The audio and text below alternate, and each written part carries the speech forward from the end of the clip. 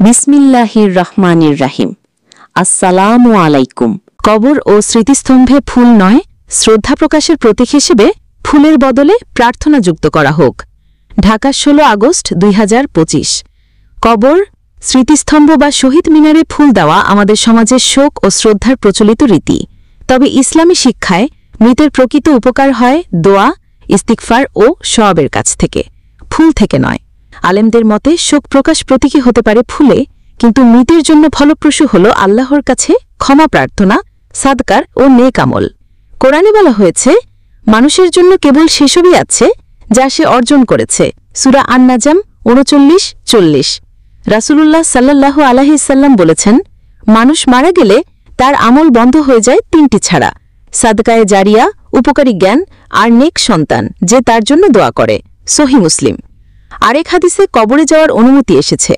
আমি তোমাদেরকে কবর জিয়ারত করা থেকে নিষেধ করেছিলাম, এখন তোমরা কবর জিয়ারত করো, তা আখিরাতের কথা স্মরণ করিয়ে দেয়।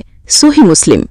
এই প্রসঙ্গে সিনিয়র সাংবাদিক এস.এম. মেহেদী হাসান বলেন, আগে সংকারী নানা অনুষ্ঠানে বা স্মৃতিস্তম্ভে ফুল দিতে যেতাম, শখও ছিল, কিন্তু সেখানে গিয়ে অনেকটা আড্ডার পরিবেশে হয়, মৃতদের কোনো উপকার হয় এমন প্রমাণ নেই।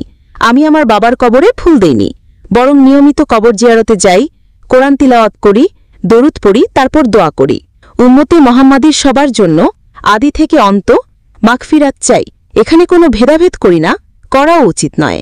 তাই আমি জোর দাবি জানাচ্ছি, কবরে বা স্মৃতিস্তম্ভে ফুলের বদলে সরকারি ব্যবস্থায় দোয়া মোনাজাত বা প্রত্যেকে যার যার ধর্মীয় মতে প্রার্থনার আয়োজন হোক, তাতেই মৃতদের কল্যাণ হতে পারে। ঢাকার এক মসজিদের খতিব জানান, আমরা শহীদদের সম্মান করব, প্রিয়জনদের স্মরণ করব, তবে তা হবে শরীয়তের নির্দেশ অনুযায়ী। ফুল নয়, দোয়া ও সওয়াবের কাজই হবে প্রকৃত শ্রদ্ধা।